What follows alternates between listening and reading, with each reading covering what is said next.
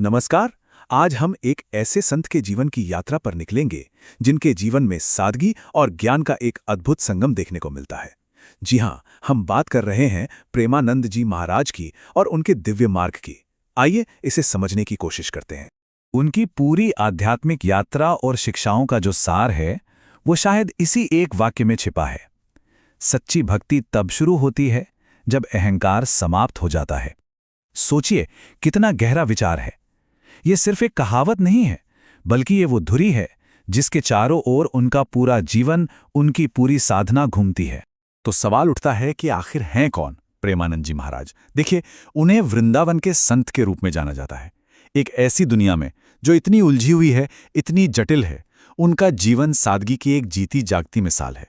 उनका पूरा जीवन समर्पण और दिव्य प्रेम का एक ऐसा उदाहरण है जो हमें बार बार याद दिलाता है कि असली शांति, असली सुकून बाहर की भागदौड़ में नहीं, बल्कि हमारे अंदर ही है।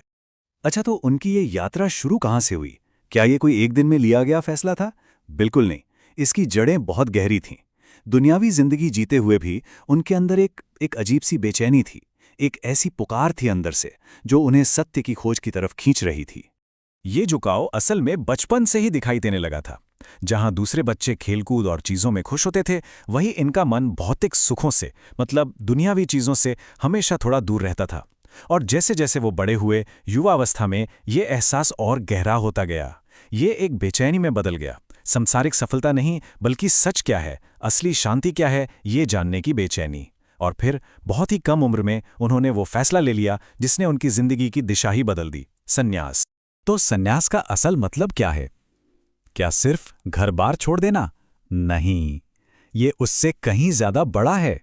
संन्यास का मतलब है सांसारिक जीवन, परिवार, अपनी इच्छाएं, अपनी पहचान, सब कुछ त्याग देना। और क्यों? ताकि अपना पूरा जीवन, अपनी पूरी ऊर्जा सिर्फ और सिर्फ सत्य की खोज में, ईश्वर को पाने में लगाई जा सके। आप सोच सकते हैं, ये कितना बड़ा, कितना मुश्किल फैसला रहा होगा।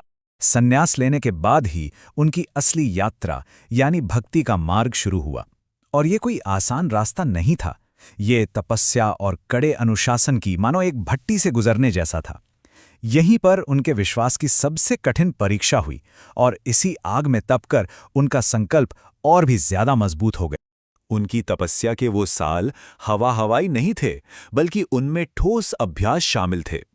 जरा सोचिए, घंटों तक गहरे ध्यान में बैठे रहना, लगातार बिना रुके ईश्वर के नाम का जाप करना, धर्म ग्रंथों में पूरी तरह से डूब जाना, और तो और अपनी वाणी और इंद्रियों पर काबू पाने के लिए कठोर मौन का पालन करना, ये उनकी दिनचर्या थी।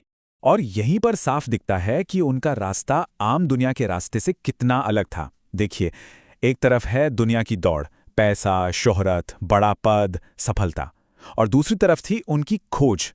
सत्य क्या है, ईश्वर प्राप्ति कैसे होगी, मन की शांति कहाँ मिलेगी? ये जो फर्क है, यही उनके समर्पण की गहराई को दिखाता है।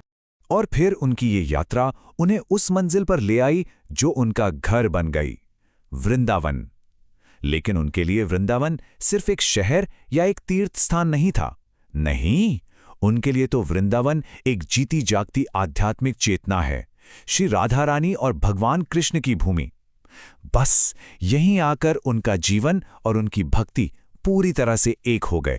तो इतने सालों की इस कठोर साधना, इस तपस्या का नतीजा क्या निकला? उन्होंने ऐसा क्या पाया? कमाल की बात यह है कि जो ज्ञान उन्होंने पाया वो बहुत सरल है, लेकिन उसकी गहराई बहुत ज्यादा है। चलिए अब उनकी मुख्य शिक्षाओं को समझते हैं, वो बातें जो आज भी लाखों लोगों को प्रेरणा दे रही हैं। उनकी सभी शिक्षाओं के केंद्र में है भक्ति योग। अब ये भक्ति योग क्या है?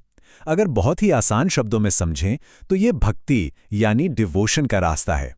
इसमें जोर किसी मुश्किल ज्ञान या शारीरिक योग पर नहीं है, बल्कि इसका पूरा फोकस प्रेम, सेवा और समर्पण पर है। मतलब ईश्वर के साथ एक गहरा पर्सनल रिश्ता बनाना।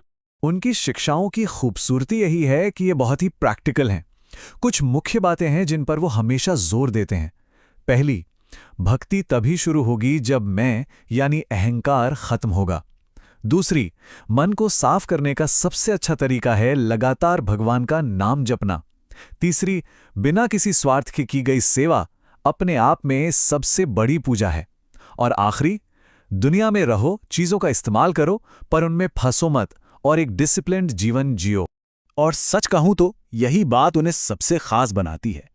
उनकी दी हुई शिक्षाएं सिर्फ किताबें या प्रवचन नहीं हैं। उनका सबसे ताकतवर संदेश तो उनका खुद का जीवन है। एक ऐसा जीवन जो नाम, शोहरत, पैसा, मान सम्मान, इन सब चीजों से कोसों दूर बस सादगी में जिया जा रहा है। वो जो कहते हैं वो जीते हैं। तो जब कोई ये इंसान ऐसा जीवन जीता है तो उसका असर क्या होता है?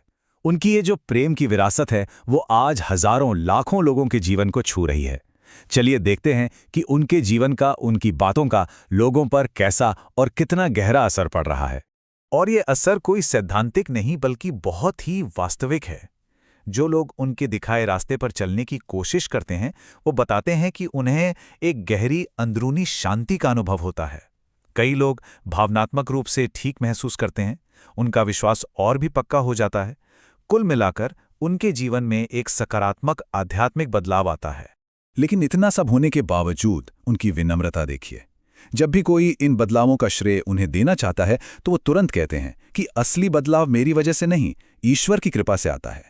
ये दिखाता है कि वो खुद को सिर्फ एक माध्यम मानते हैं, अहंकार का नामो निशान तक नहीं। तो आखिर में उनकी विरासत क्या है? वो भारत की उस महान संत परंपरा का हिस्सा हैं जो सिर्फ उपदेश नहीं देते बल्कि अपने जीवन से सिखाते हैं। उनका पूरा जीवन ही एक संदेश है, एक ऐसा संदेश जो हमें पवित्रता, धैर्य और भक्ति के साथ जीना सिखाता है।